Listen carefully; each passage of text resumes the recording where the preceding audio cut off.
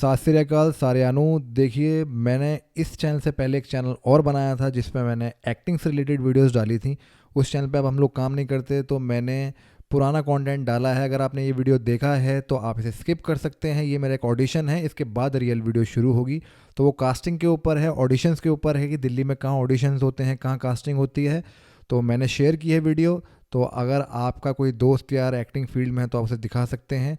और अगर आप इस वीडियो में इंटरेस्टेड नहीं हैं तो आप इसे स्किप कर सकते हैं। और अगर ये ऑडिशन देखना चाहते हैं तो मुझे प्लीज़ कमेंट्स में बताना, आपको नेक्स्ट वीडियो में फुल ऑडिशन दिखाऊंगा और हम एक्टिंग टिप्स पे भी बातें करेंगे आने वाले पॉडकास्ट में। तो भाई कुछ बताओ अपने बारे में। Oh, no! तो वो उनसे बच के रहिए और कभी भी ऐसी मेल्स को कभी भी रिवॉर्ड मत कीजिए और उनको डिलीट कर दीजिए। और इंडिया तो आपको बकायदा एग्जैक्ट लोकेशन आ जाएगी और बिल्कुल आपको हमारे ऑफिस के सामने लेके आएगी। पहला ब्रेक जो था इन्होंने मेरे को दिया था, और जो पहला मेरा जो शो था उसका नाम है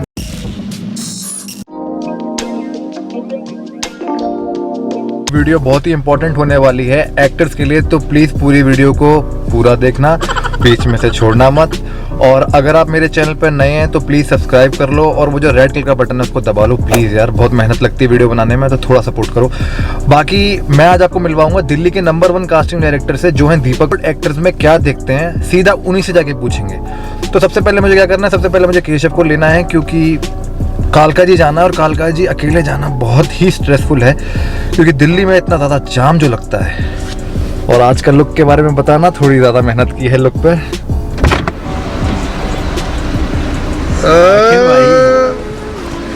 तो भाई केशव है मेरे बचपन का सबसे अच्छा दोस्त, और केशव जा रहा है बाली, और केशव सबसे अच्छा ट्रैवलर है, मतलब मेरे ग्रुप में सबसे ज़्यादा ट्रैवल करता है। तो भाई कुछ बताओ अपने बारे में। Oh, no! भाई बताएंगे, कल बताएंगे। ये कल बताएगा आपको, लेकिन मैं बता दूं, जाऊंगा फिर बताऊंगा। तो बाली में तो जा कहाँ रहा है तो बता। ओमनिया। तो सबसे पहले जाएगा ओमनिया, और उसके बाद फिन्स पोटैटो। तो फिन्स पोटैटो तो मैं भी गया था, अगर आपने मेरी ब्लॉग नहीं देखी तो देख लेना, इतनी अच्छी नहीं आई नो, लेकिन रॉक बार।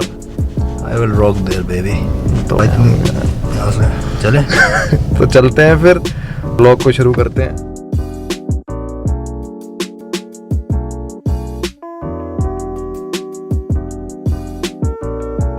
चलते हैं फिर।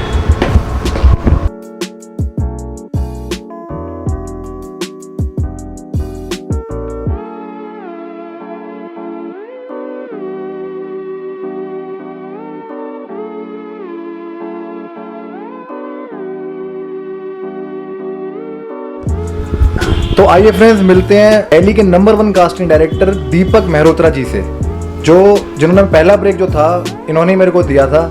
और जो पहला मेरा जो शो था उसका नाम है दहलीज, का जो पोस्टर यहाँ पर सबसे पहले लगा हुआ है। जब मैं आया, जब मैंने एंट्री मारी तो सबसे पहले मेरी नजर उसी पे गई। Hi sir, welcome to DSC fitness grooming style. Hi. कितना टाइम हो गया सर आपको कास्टिंग करते हुए? दिल्ली में अप्रोक्सीमेटली 9 साल। और सबसे पहला जो आपका शो था वो कौन सा था जिसके लिए आपने कास्टिंग की थी? सबसे पहले हमने कास्टिंग तो नहीं बोलूँगा डायरेक्टली, लेकिन हाँ काफ़ी सारे लोगों के साथ मैंने काम स्टार्ट किया था। तो पहला था PSI hate you Jhalli Anjali, channel V के शो थे दिल्ली में, मतलब पहला सीरियल जिसे कहते हैं। और उसके बाद फिर दहली जोरे काफ़ी सारे सीरियल्स हम लोगों ने किए, और धीरे धीरे कॉन्फिडेंस बढ़ता चला गया। और अब जाके तकरीबन मैं देखूँ तो दिल्ली का ऐसा कोई सीरियल नहीं है जिसकी कास्टिंग हम लोगों ने ना की हो। तो काफ़ी मेहनत करनी पड़ी लेकिन इस चीज़ों सब चीज़ों के लिए। जी जी सर, सबसे पहला सवाल मैं आपसे पूछना चाहता हूँ कि अक्सर जो एक्टर्स होते हैं वो डर जाते हैं, कहीं पर भी जैसे ऑडिशंस होते हैं तो बुलाया जाता है, तो बहुत सारे लोग पैसे चार्ज करते हैं। आखिर क्यों लोग पैसे चार्ज करते हैं, और यहाँ पर पैसे क्यों नहीं चार्ज किए जाते हैं? देखिए, मैं दूसरों के बारे में तो नहीं कह सकता, लेकिन इतना जरूर बोलूँगा कि मेरे यहाँ पे DM स्टार इंडिया के अंदर हम लोग कोई पैसे चार्ज नहीं करते। उसका सबसे बड़ा रीज़न क्या है कि हमारा जो चार्ज होता है वो प्रोडक्शन हाउस के साथ होता है। प्रोडक्शन हाउस हम लोगों को एक कास्टिंग फीस देती है, और उसके बाद हम लोग उनके ऑडिशंस करते हैं। बाकायदा हर प्रोजेक्ट का एक अमाउंट डिसाइड होता है प्रोडक्शन हाउस के साथ, ना कि एक्टर्स के साथ में। तो जो लोग एक्टर्स के साथ में फीस चार्ज करते हैं, जो एक्टर्स से रजिस्ट्रेशन फॉर्म कराते हैं या जो ऑडिशन करने के फॉर्म लेते हैं, दे ऑल आर फेक। वो सिर्फ अपना डेटाबेस इकट्ठा करने के लिए, अपनी दुकान चलाने के लिए सब काम करते हैं। तो ऐसे लोगों से बच के रहिए। कहीं पे भी अगर आपको कोई बोलता है कि 100 रुपये भी रजिस्ट्रेशन फॉर्म है या ऑडिशन देने के चार्जेस लगते हैं, कभी भी ऐसे लोगों को कभी इंटरव्यू मत कीजिए। और आजकल काफ़ी ज़्यादा देखा मैंने कि कई सारे लोग आते हैं, मुझे अचानक फ़ोन करते हैं कि सर हमें एक मेल आई है, उस ईमेल पे लिखा हुआ है कि that you have been selected for the movie with some big production house और आपका कैरेक्टर रोल ये है वो है ये है सब कुछ है, बट आप अपनी अकाउंट डिटेल भेज दीजिए, अपना पैन कार्ड, पासपोर्ट फोटो, आधार कार्ड कॉपी और साथ में एक आर्टिस्ट कार्ड। तो ये कुछ लोग पूछते हैं कि सर ये जेन्युइन है, कुछ काफ़ी सारे लोग इस चक्कर में फंसकर 2-2, 3-3 लाख रुपए जमा कर देते हैं जो जिन लोगों का फ़ोन आता है। तो ऐसी ईमेल से बच के रहिए, they all are fake emails जो रैंडमली वो लोग एक इट्स अ रैकेट बेसिकली, तो वो उनसे बच के रहिए और कभी भी ऐसी मेल्स को कभी भी रिवर्ट मत कीजिए और उनको डिलीट कर दीजिए। और कोशिश कीजिए अच्छे लोगों को पहचानने की इंडस्ट्री के अंदर कि जो लोग अच्छा काम कर रहे हैं उनके बारे में पता कीजिए, उनको गूगल कीजिए, नाम सर्च कीजिए कि कौन लोग हैं क्या लोग हैं, तो आई थिंक आप कभी फंसेंगे नहीं। Okay sir, moving on to our next question.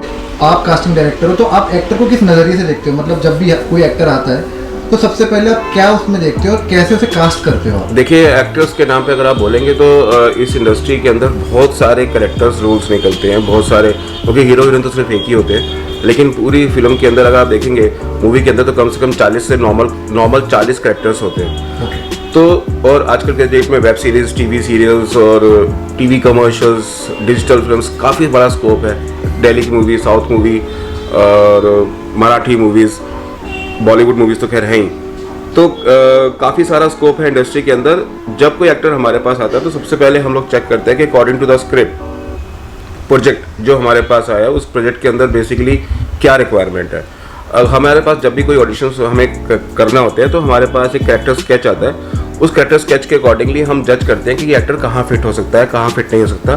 कभी कभी होता क्या है कि हम लोग फ़ोन करते हैं या मान लो हमें किसी मोटे आदमी का ऑडिशन करना है, कैरेक्टर की रिक्वायरमेंट है, अब अगर एक पतला आदमी आ जाएगा उस चीज़ का ऑडिशन देने के लिए तो डेफिनेटली सी बात है वो फिट नहीं होगा उस चीज़ के लिए। तो बेटर रहेगा हर एक्टर को जब वो ऑडिशन देने जाए तो पता कर ले किस एज ग्रुप का ऑडिशन चल रहा है, क्या रिक्वायरमेंट है, अप मार्केट चाहिए, मिडिल क्लास चाहिए, किस टाइप का रोल है, गोल लोग चाहिए, सारे मतलब कैरेक्टर तो हर मूवी के अंदर हर तरह के कैरेक्टर्स होते हैं। तो जब भी कोई एक्टर हमारे पास ऑडिशन देने आता है तो सबसे पहले हम लोग ये देखते हैं कि हमारी रिक्वायरमेंट के हिसाब से हमारे किसी अपकमिंग प्रोजेक्ट के अंदर वो फिट है या नहीं है। अगर फिट होता है तो हम उसको प्रॉपरली ऑडिशन करते हैं। और डीएम स्टार में तो हम लोग कई बार उनके ऑडिशंस करके रख लेते हैं, क्योंकि होता क्या है कि किसी आने वाले प्रोजेक्ट में हो सकता है कि उसकी रिक्वायरमेंट पड़ जाए, क्योंकि एक होता है शॉर्ट लिस्ट। तो शॉर्ट लिस्ट के लिए सबसे पहले हम लोग आगे प्रोडक्शन हाउसेस को पिछले प्रीवियस ऑडिशन भेजते हैं, उस प्रीवियस ऑडिशन के बेसिस पे हम लोग फिर शॉर्ट लिस्ट करते हैं। मान लो एक कैरेक्टर करना है, सपोज राम का कैरेक्टर शॉर्ट लिस्ट करना है, राम की एज है मान लो 20 से 24 साल की, तो 20 से 24 साल के अकॉर्डिंगली हम लोग उनको 10 से 15 अच्छे एक्टर्स की फोटो भेजते हैं, मतलब ऑडिशंस भेजते हैं जो अच्छे ऑडिशन जिनका होता है। फेस रिक्वायरमेंट, कलर कॉम्बिनेशन, ये सब हमें ऑलरेडी प्रोडक्शन हाउस बता देता है या क्रिएटिव डायरेक्टर हमें बता देता है कि इस टाइप का हमें लड़का चाहिए। उसके अकॉर्डिंगली हम 10 से 15 ऑडिशंस आगे भेजते हैं, वो उसमें से 10 लोग शॉर्ट लिस्ट करते हैं, फिर हम लोगों का कॉल करके उनको बुलाते हैं, उनको दोबारा से ऑडिशन करते हैं। It's a process, it's a long process. और सिर्फ फ़ोन पे आपको काम नहीं मिल सकता, ये तो कहने की बात है। और काम लेने के लिए आपको घर से निकलना भी पड़ेगा, जो सबसे बड़ी प्रॉब्लम दिल्ली के अंदर है। दिल्ली में लोग घर से नहीं निकलते जब तक फ़ोन नहीं आता उनको, तो समझदार को इशारा काफ़ी है। इस बार तो मैं ये अपने बारे में भी कह सकता हूँ, क्योंकि मुझे सर ने फ़ोन करके बुलाया है। एक बहुत ही गलत तरीका होता है कि हम लोग अपने काम को सीरियसली नहीं लेते और मतलब घर से निकलते नहीं। हम सोचते हैं व्हाट्सएप पे हमने प्रोफाइल भेजी और हमारा काम हो गया। प्रोफाइल भेजने के बाद भी लोगों को याद नहीं रहता कि उन्होंने प्रोफाइल भेजी। जब हम लोग कभी कॉल करते हैं उनसे पूछते हैं कि आपने हमें प्रोफाइल भेजी थी, तो कहते कब भेजी थी। तो एक बड़ी सिंपल सा क्वेश्चन है, और खासकर सिर्फ प्रोफाइल भेजने से काम नहीं मिलता, आपको घर से निकल के ऑडिशन देने पड़ेंगे। और जब भी कोई, जैसे आज हम लोग एक साउदर्न इंडिया के ऑडिशन चल रहे हैं हमारे ऑफिस में, तो मैंने स्पेसिफिकली लिखा हुआ है उसमें कि हमें 25 साल से लेके 45 साल तक के अप मार्केट लोग चाहिए, मतलब अप मार्केट जो थोड़े से अच्छे दिखते हैं, लेकिन मतलब मेरी तरह दिखते हैं। तो लेकिन हाँ, डेफिनेटली आपकी तरह। और लेकिन उसके बीच में 17-18 साल के लोग हमें फ़ोन करके पूछ रहे हैं कि क्या हम ऑडिशन देने आ सकते हैं, तो वो टाइम वेस्ट करते हैं अपना भी और हमारा भी। तो जब स्पेसिफिकली लिखा गया उसके अंदर कि क्या रिक्वायरमेंट है, तो रिक्वायरमेंट को आप ठीक से पढ़िए, देखिए। और जरूरी कि हमेशा अप मार्केट के लिए काम निकलता है, हमेशा हर एक्टर के लिए। और स्पेशली इस बार तो हमें जो चाहिए वो हमने बोला है कि थिएटर आर्टिस्ट चाहिए। तो जिन लोगों ने थिएटर कर रखा हो या अच्छा काम कर रखा हो, क्योंकि डिमांड है, डिमांड के अकॉर्डिंगली हम काम करें, इट्स माई जॉब। तो भाई ये तो है नहीं कि मैं किसी का भी ऑडिशन उठा के भेज दूंगा, तो ये तो गलत प्रोसेस है कि अच्छा एक्टर बनने के लिए करना भी क्या क्या चाहिए, आइए सर से ही पूछते हैं। देखिए, अच्छा एक्टर बनने के लिए सबसे पहले एक अच्छा आदमी बनना बहुत जरूरी है, एक गुड ह्यूमन बीइंग। आपके अंदर एक पेशेंस होना चाहिए, पैशन तो है ही, पेशेंस होने बहुत जरूरी है एक अच्छा एक्टर बनने के लिए, जहाँ तक मेरा मानना है। और उसके बाद आप डेफिनेटली कुछ ना कुछ, सबसे बड़ी बात यह है कि जब आप 17-18 साल के हो जाते हैं तो अपनी नॉलेज को इंक्रीज़ कीजिए। जैसे आप बुक्स पढ़ते हैं, MBA करते हैं, कुछ भी IIT करते हैं, तो आप बुक्स पढ़ते हैं, आपकी नॉलेज, उसके बाद आप एग्ज़ाम देते हैं। तो सेम थिंग ये भी इंडस्ट्री है, यहाँ पे एक तरीके से जॉब है।